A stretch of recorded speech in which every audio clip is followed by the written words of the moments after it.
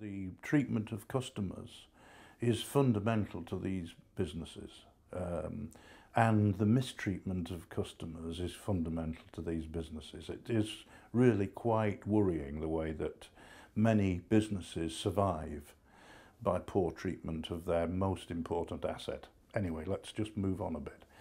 If you say, well, you know, people are the most important asset, clearly that's because the customer is actually the means by which you make money, you know, in a commercial operation.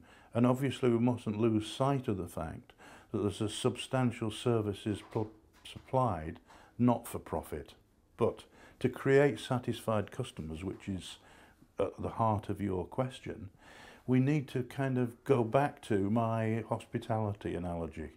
You know, if we're saying these people are our guests, irrespective of whether we're making money out of them or not, we start with the notion that we've got to treat them in certain kinds of ways. You know, that these, would I treat somebody coming to my house this way as my guest, has really got to be a kind of bedrock principle.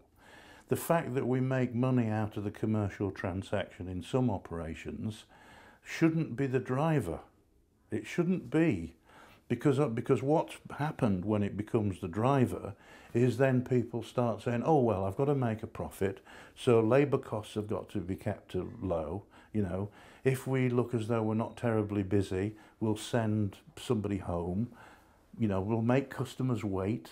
You know, queuing means that we've always got a constant stream of customers willing to give us income, etc., etc. So that kind of treatment of the customer in this crude commercial way, actually, although it seems to make sense to the untrained mind, is actually quite harmful.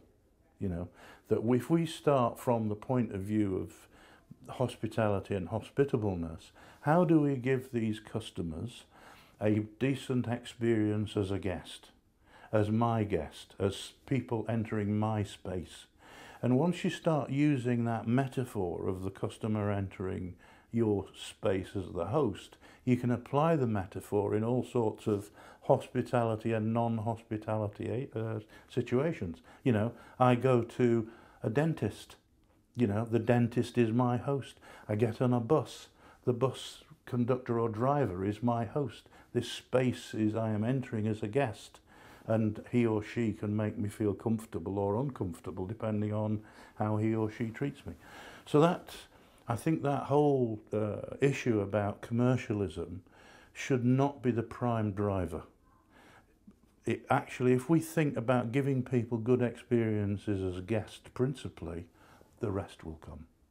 You know, we've just got to have knowledge that that's going to happen, the better we are at doing what we're supposed to do. If you have loyal customers, then those loyal customers are a lot cheaper to attract back to the business than people who are new customers. I mean, there's been lots and lots of research. It depends which piece of research and which business you look at, but literally you're talking often thousands to attract an average new customer back to a business. You know, so it's much actually more efficient to have people who come back because they want to come back, because they like the experience, and that's really what all this is about.